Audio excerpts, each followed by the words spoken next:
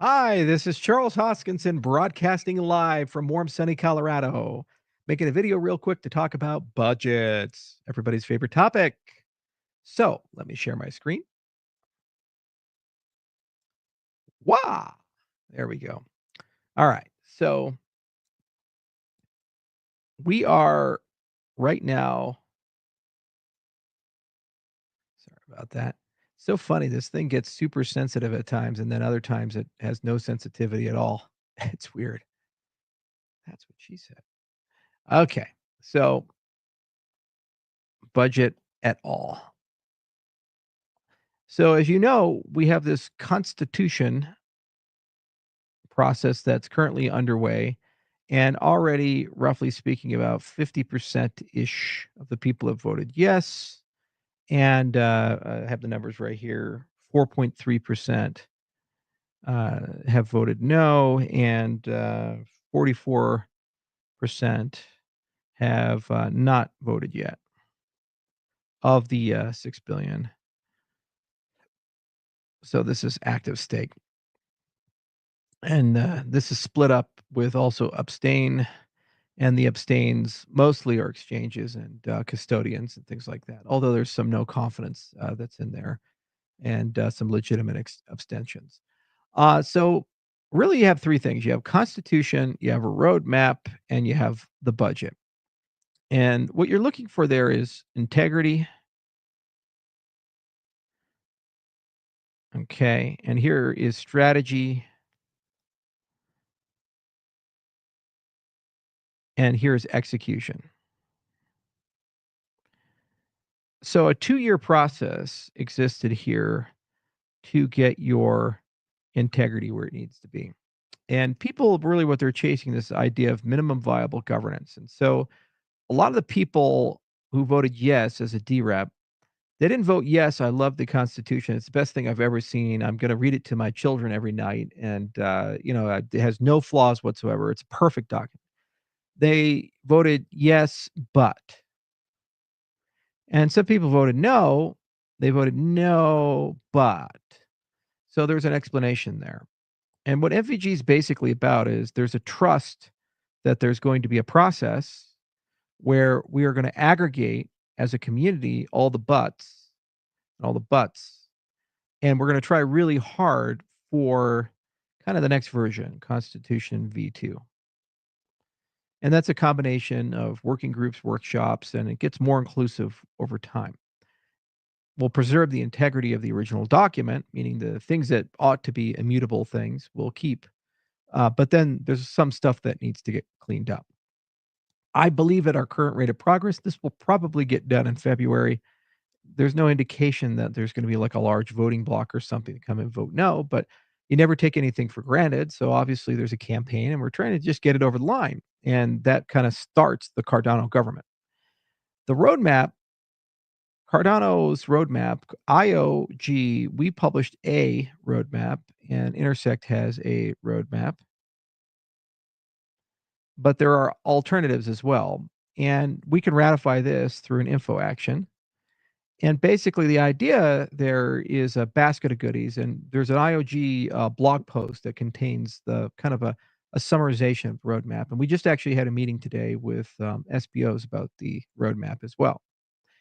Okay, so I'd say probably about mid February, as the Constitution stuff starts dying down, a lot of people are going to start talking about the roadmap and saying, does that make sense? Do we really want to do these types of things? And that's where you find stuff like Laos, for example, and the multi-client and all this other stuff that's there. And we're working really hard at trying to coordinate people, and people will get excited about this.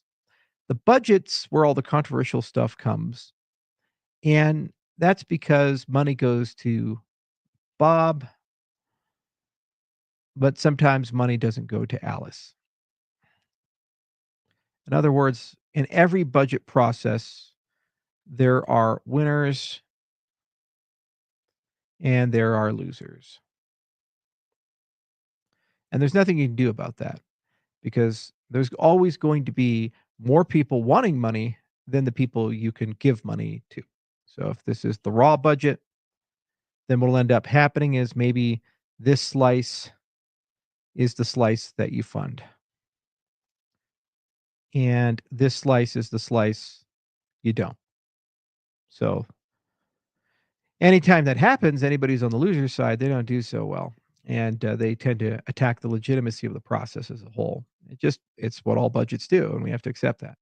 So the process that I recommended we follow was that because there's two things we have to solve at the same time, and they're really unfortunate we have to do them both at the same time, but we have to solve them. So what IOG and Intersect did is we got together and there's a budget working group and a ton of intermediate documents have been worked on inside that group.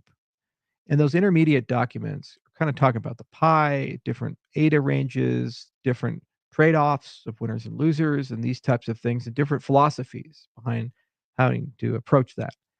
And we came up with this concept called CDEC, which we'll talk about in a little bit. And Intersect has basically committees made up of members working with IOG and others. And the idea is that you get to a date, and my hope is end of February. At least that's what I've asked the people for. And you propose a budget.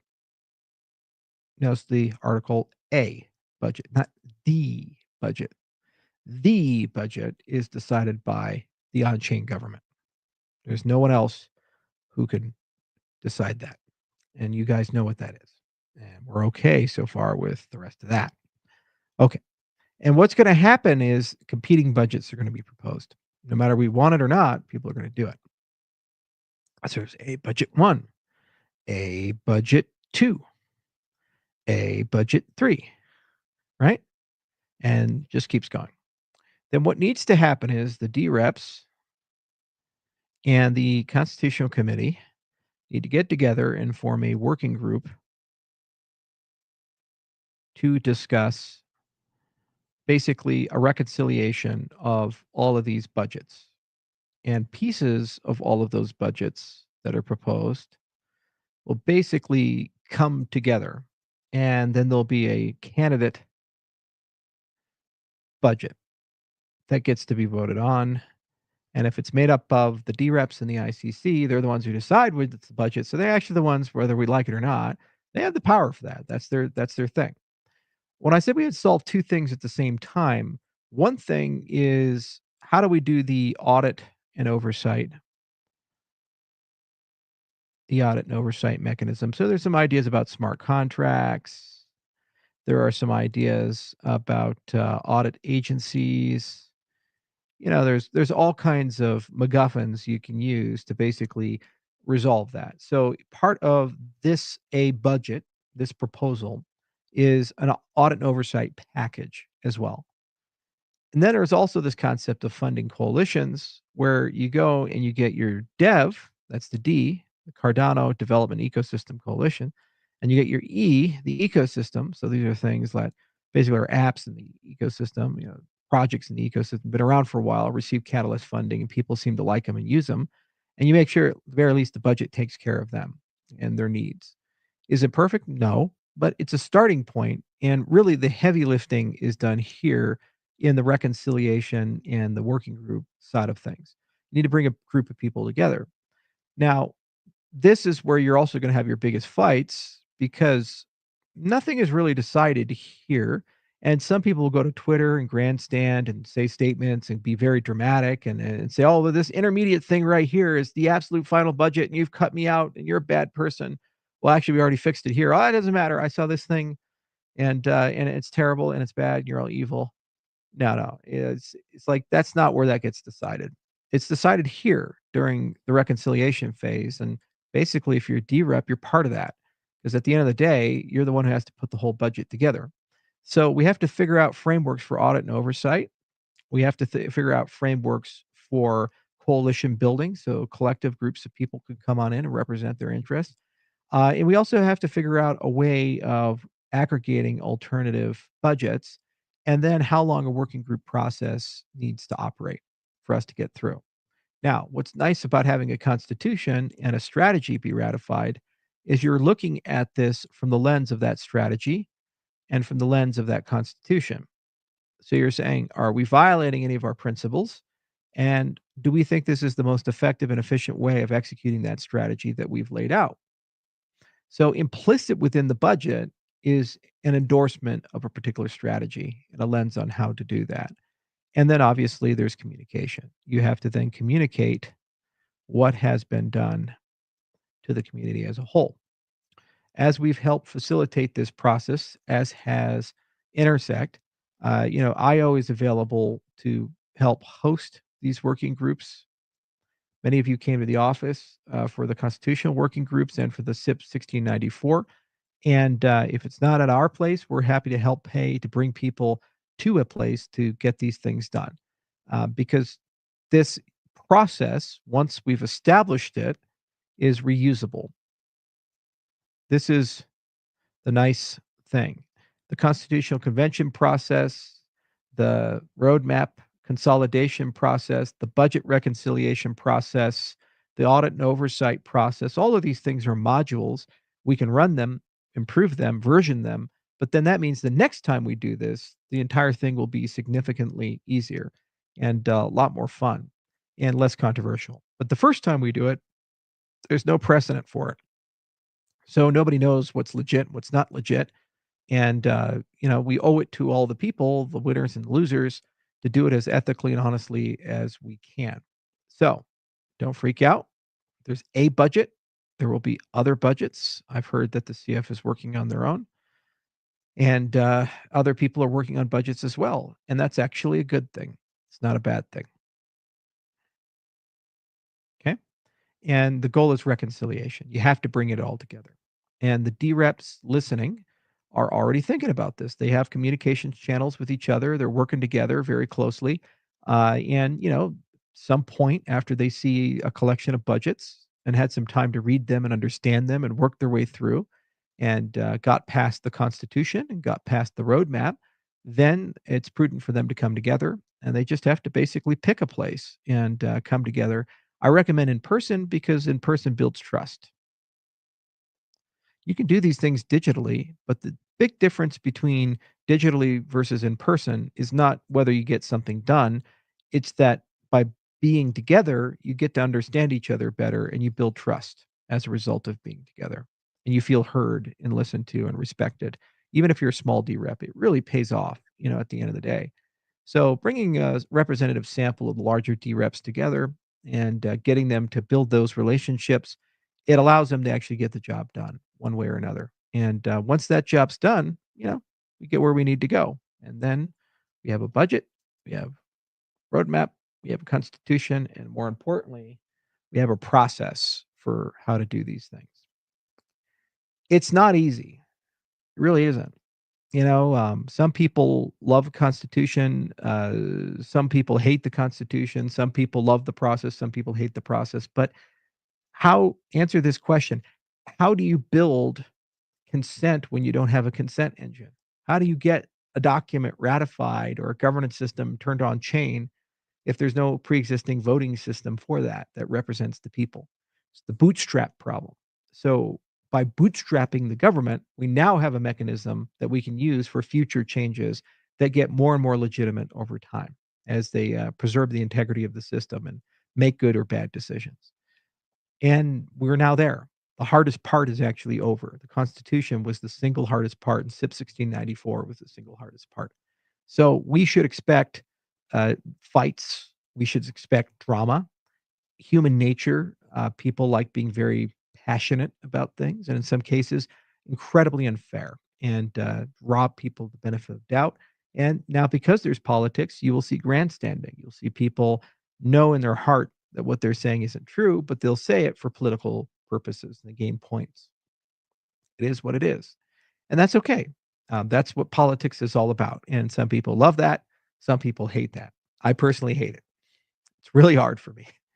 But it is what it is. And I also know that I can't do that forever, which is one of the reasons why I didn't want to be a DREP or a constitutional committee member, because I kind of just say what I think. I kind of just do what I say.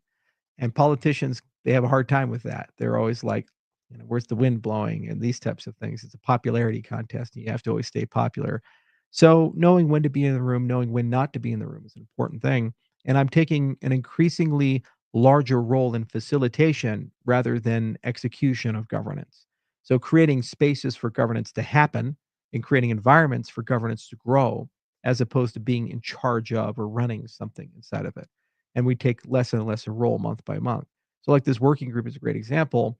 Somebody's going to convene it, and if people have financial trouble, I'll help them get there.